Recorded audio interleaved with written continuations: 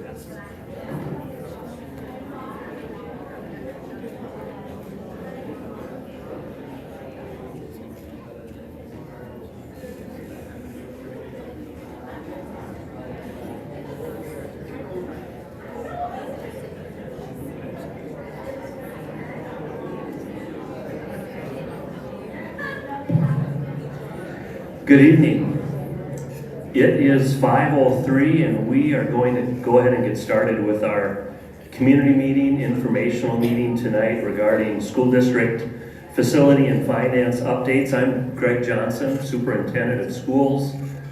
Obviously, as you can see here, we have two presentation boards tonight to follow along. And this is also being streamed. So we have some folks, I'm assuming, watching live. And those who would like to revisit the presentation can obviously do that after tonight's presentation. Our agenda tonight is Mark and I. Mark Deal is our Executive Director of School District Operations.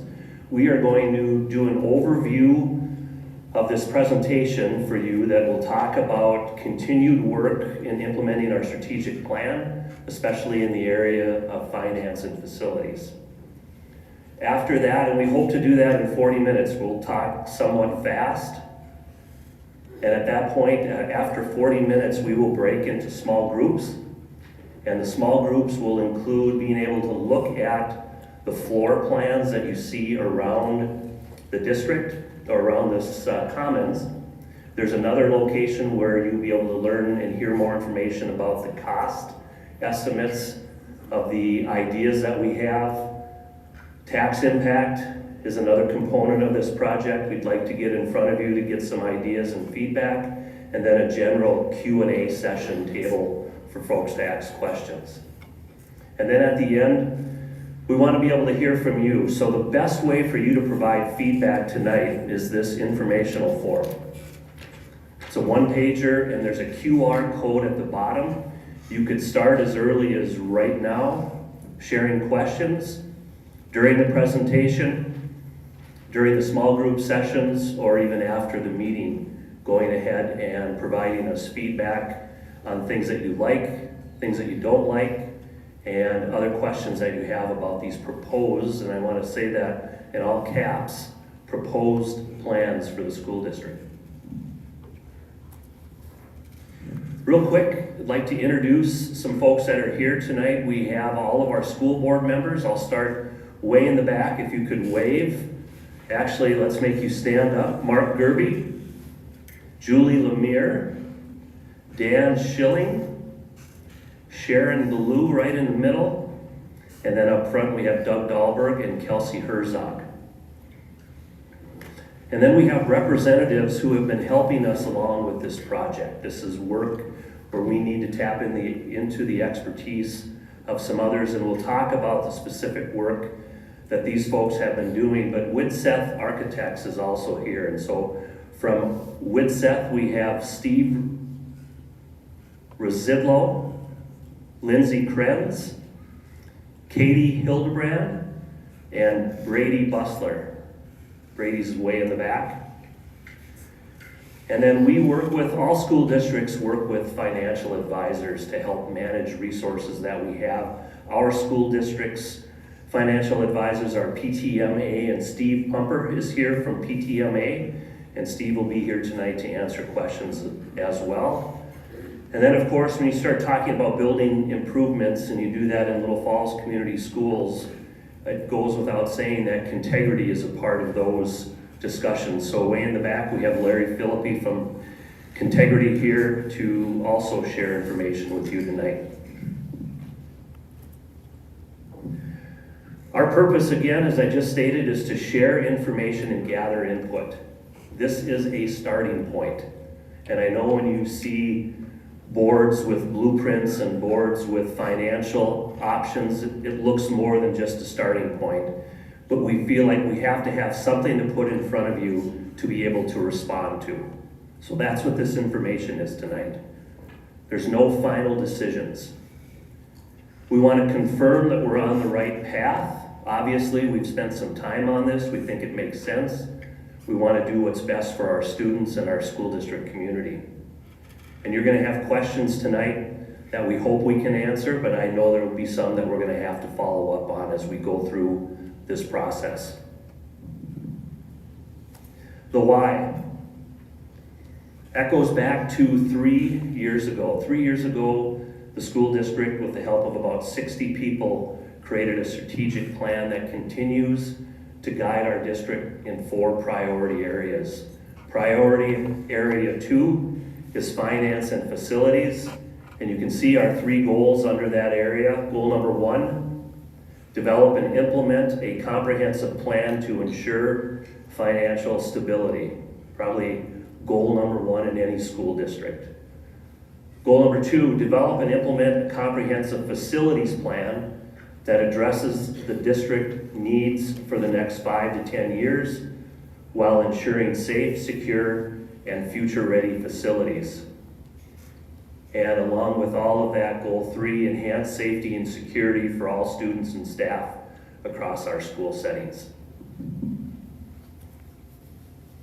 We also had a task force that worked in the past year and a half to help implement the strategic plan that came up with additional recommendations, that we continue to look at our facilities and the use that they provide today in meeting the needs of our students, that we invest in sustainable, efficient spaces, and again, we have that long-term plan for financial stability. This was some of the subgroup ideas related to finances. And under finances, the recommendation over a year and a half ago was to continue to explore additional budget reductions, conduct a comprehensive school district survey, we've done both of those, plan for a referendum within 2 years or less, consider adding a marketing and grant writing position, which we've done in the past year. And another idea that I know districts are looking at is evaluate the feasibility of a 4-day school week. That was from the finance side. From the facility side, number 1 recommendation was to consider closing 2 facilities. Well, I know all of you know that we've closed 1 facility. The other recommendation was to look at creating a 7 through 12 secondary school, possibly 6 through 12, and to look at repurposing both Dr. Knight and the middle school. From this recommendation, this task force a year and a half ago also identified, which has been an ongoing need in Little Falls Community Schools for some time, is increased gymnasium capacity. Probably most important is to continue ongoing deferred maintenance issues that need to be addressed in our schools. The newest building that we have in Little Falls Community Schools is our high school, built in 1972. It's 53 years old. And then we're at a point as a district with number 4 to engage in a qualified architect to help answer some of these questions about our facilities. You've heard the district use the term rightsizing a lot in the past couple of years, and I think this chart speaks to some of that rightsizing. So if you look back at our school district journey back in 1972 when the high school was built, the district had 542,069 square feet total. High school, middle school, Lindbergh, Lincoln, Dr. Knight. In 1993, the district did a substantial amount of work across the district, primarily at Lindbergh in the middle school, this building. which increased the district square footage to 619,000 square feet. In 2024, there was a small addition at the high school, again increasing the square footage in the district.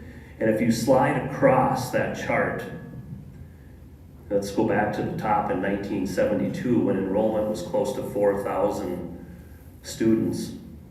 The average amount of square feet per student was 139. Today, well actually last year at this time in 2024, before Dr. Knight was closed, we had 284 square feet per student with the amount of facilities that we have. Closing Dr. Knight in 2025 brought that square footage down to 580,000 square feet, 265 square feet per student. And with the proposal and ideas that we're talking about that have come from our task force, and you'll hear about tonight, our closing the middle school, which would reduce that total district square footage to 439,000 square feet, approximately 202 square feet per student. So you can see how enrollment has dropped, which is a nationwide issue. You can see how our square footage has changed and adapted. And that's why we feel closing the middle school is a smart decision, a good idea for us to consider as a school district to allow us to continue to make the best use out of those facilities and save district resources. Since 2023, the implementation of our strategic plan, we reduced $1 million from our school district budget with financial rightsizing. 2024, we reduced another $2 million. The closure of Dr. Knight in 2025 will save the district about $1 million annually. And the proposal you're going to hear about tonight in potentially closing the middle school and shifting programming to the high school and Lindbergh would also save an additional $1 million annually for the school district.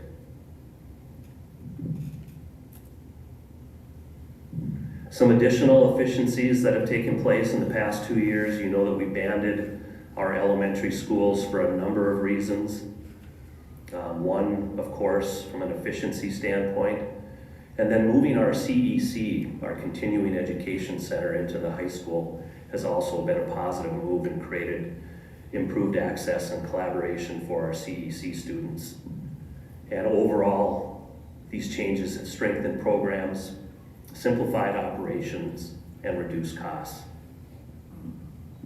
I'm going to turn this over to Mark to talk a little bit more about some of our plans, ideas.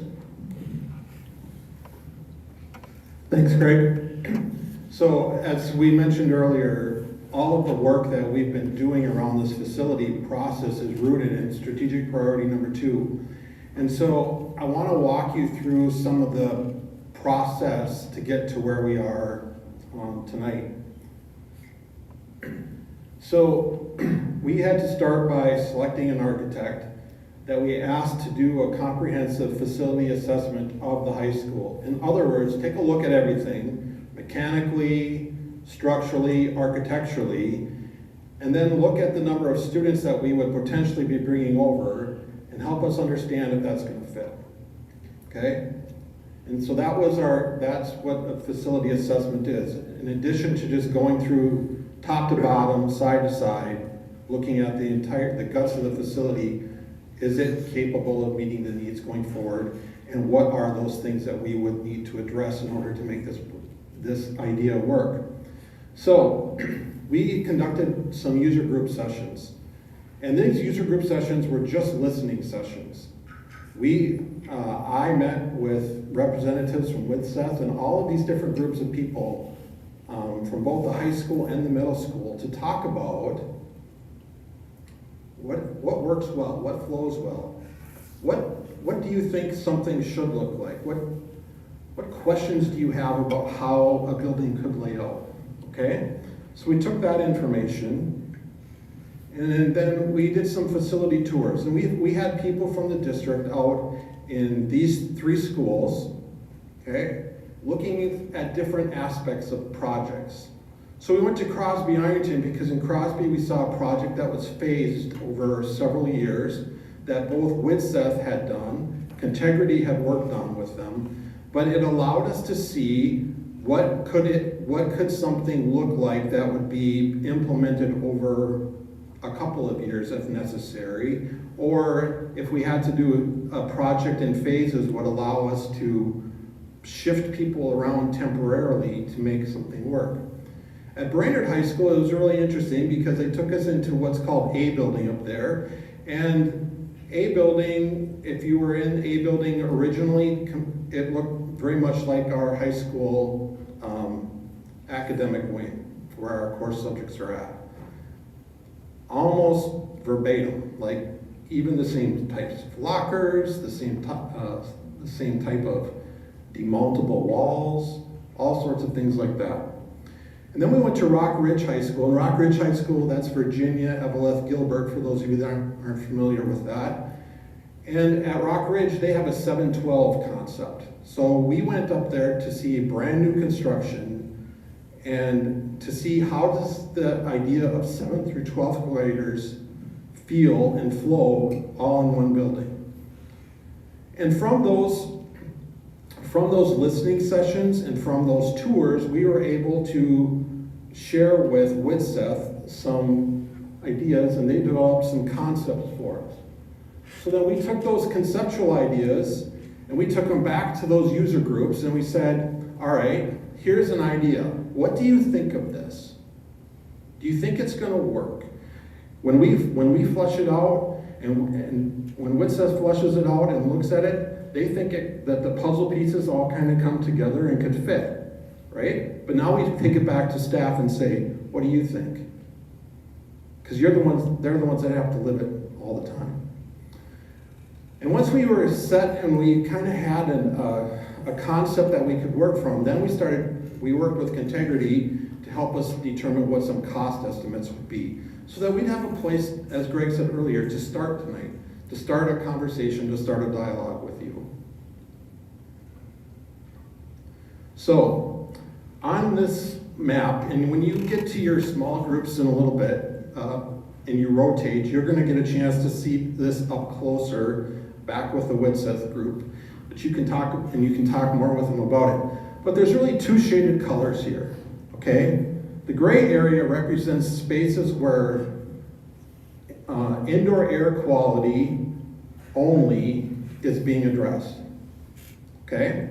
The purple areas represent spaces where we have to do something else to the room other than just fix the indoor air quality. It may be that a room's getting reconfigured, it may be that a room's being, having some just simple additions made to it, but we're not changing the size of the walls. Maybe it's going to be repurposed to be a different type of room. Maybe it used to be a math room, but now it's going to be a SPED room, for special education room, for example. All right, and so that's what the purple color represents. So you can see on there that we're touching a pretty good chunk of the building. And if you think about this purple section right here fits right on top of this area right here, okay? And then we showed them this concept, and this concept is just basically, it's a layout of what a 7 through 12 school could look like if we made some modifications. And so the beauty of this plan is that it does not matter which way you divide up the second floor. There's tons of flexibility to it. So if the community felt and provided a lot of feedback that you need to put grades 7 and 8, you need to keep them away from the other kids. Okay, you need to keep them away from the high schoolers. Okay, well, we can do that one of two ways. We can do that north to south, top to bottom, or we can do it east to west, left to right, right? We can draw a line right here and say this half's going to be 9 through 12, this half's going to be 7 through 8. We could draw a line right through here and say top half's going to be 7 and 8, bottom half's going to be 9 through 12. The only department that we can't do that with is science. And the reason you can't do it with science is because science has very specific needs for classrooms, right? If you think back to when you were in school, You have to have access to water. Sometimes you have to have access to, depending on the type of course you're taking, you might have to have access to gas for a Bunsen burner and things like that. And so we have the science classrooms, the science departments staying where they are, but we could divide up everything else pretty well. So, as part of the process, the task force recommendation, we heard about gym space. And then the community's been sending a lot of feedback to the school board saying, we really think you guys should look at gym space. And then if you look at what the Minnesota Department of Education recommends for gym space, for a school of the size of what we are going to have if 7th and 8th grade were to move over there, we would need somewhere between 4 gym spaces and 5 gym spaces. Now a gym space would be considered like a basketball court, right? So if you think about the basketball court or the gym space at the high school currently, there's a curtain that drops and that creates 2 spaces, okay? So the Department of Ed is saying you probably need 4 to 5 based on your number. We're a little bit bigger than 4, then we need maybe more than 4, but we're not quite big enough to say you for sure need 5, okay? It's just total, yeah. Not that we're adding 4 gym spaces, we're adding 5 gym spaces. That's what you need total. So we've been kicking around tonight some ideas, and if we were to do something, we likely would add gym space off of the south end of the high school. Okay? Now, this drawing shows if you were to add 2 spaces here, you could have room to add 2 more down here if that's what the community said. You really should go for 4. But all of that is still an idea. That's all it is, just an idea. So then you start thinking about costs associated with this, okay? So the initial estimate without adding gym spaces is approximately $35 million. Of that $35 million, nearly half are things that we're going to have to do to the building no matter what, even if we don't move 7th and 8th grade over there, okay? And the biggest ticket item on there is the mechanical HVAC and controls at $9.5 million. You have air handler units in that building that are original to 1953 or 1972. They're 53 years old, okay? They have well exceeded their life. And they are ready to be retired and probably need to be retired with much more high efficient, reliable pieces of equipment, okay? Now, well, how much is an additional would an additional gym space cost? Well, that's hard to figure up at the moment, simply because we don't know exactly where we would put it. Our idea is that it makes the most sense maybe to put it off the south side, okay? And then there's got to be a discussion about if you're going to do that, with how many courts would you have? Is it just 2? Is it 3? So that you are at that state, you're meeting the state guideline for sure? We don't know. We're not sure. That's what we're looking for some help and some feedback on. I'll give it back to Greg and he'll talk through the tax impacts. I want to emphasize this is this is one person's opinion. This is not a project about gym space. First and foremost, this is about creating a long-term plan, 30-year plan at the high school that can create sustainability for us to be able to have 7 through 12 programming there, to be able to save on maintenance costs instead of trying to keep 2 older buildings up to date. That changes to 1. That's an investment in the high school, our newest building, to have it up to date for 30 years. And the other piece that's a part of this that hasn't been talked about is closing the middle school, we did talk about it earlier, would save $1 million annually to our general fund. So compound that with, yep, $35 million is a big number. I get it. But so is saving over $20 million over the course of 20 years by not running a facility like this. So I think we really want to keep that in mind when we hear gym space. Gym space, I also believe, is very important, but it's much more important that we have that school-based decision made to have a long-term plan moving forward. When you hear referendum, of course, that impacts our taxpayers, and we take that very seriously. Steve Pumper, who we introduced earlier, is here tonight to talk about what a tax impact looks like on varying numbers within our school district. So in the documents that you'll see around the room, you'll see the estimated market value of homes. Little Falls estimated market value average is in between that $225,000 to $250,000. That's $180 annually and $15 a month.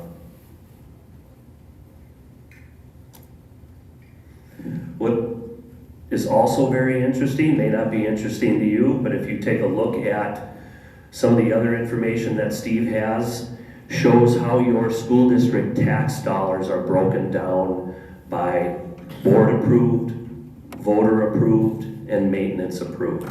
So you can dig into that and see how those dollars are broken down. If you look at this particular slide, it's looking at a home that's valued at $225,000 with an estimated school tax of $542.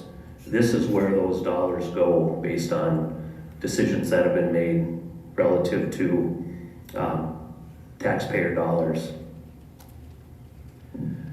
We get this question a lot as well from people throughout any discussions with referendums, is how do we compare to our neighbors? How do we compare to other school districts when it comes to taxpayer impact? And you can see the districts across the bottom are all neighbors: Pillager, Brainerd, Staples, Motley. There's a column for the state average: Sauk Rapids, Rice, Pierce, Browerville, Royalton, Swanville, and Upsala. And you can see the tax impact on that same value home, what it looks like in Little Falls compared to other school districts.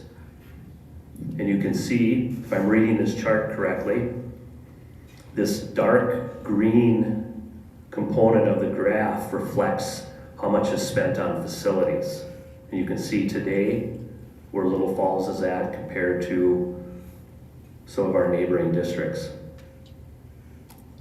And I think this slide is really important as well. It shows over time, the past 8 years, on that same $225,000 home, what has the tax impact been over time? And I think the board can take pride in having a really consistent number over 8 years where it's not fluctuating, it's not increasing significantly.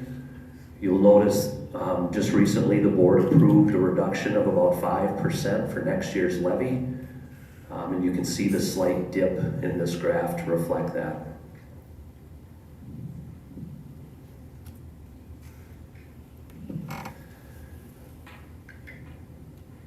We're at 30 minutes, okay. Why this plan matters. Fewer buildings means lower costs. Reducing from 4 campuses to 3 cuts our long-term maintenance and our overall operating expenses.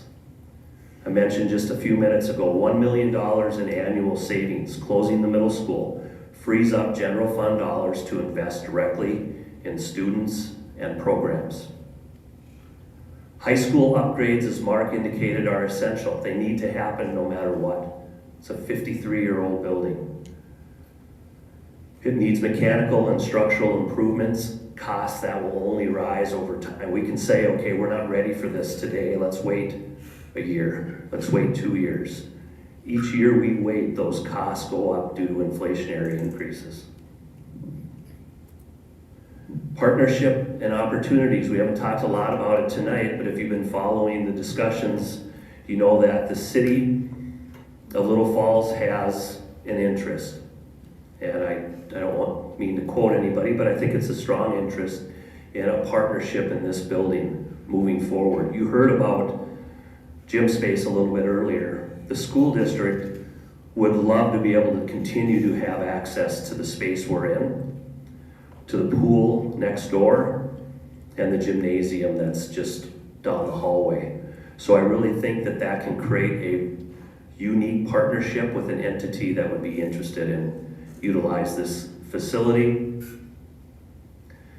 And if our community likes the ideas and plans that we're sharing tonight, they make sense, long-term, short-term for our school district.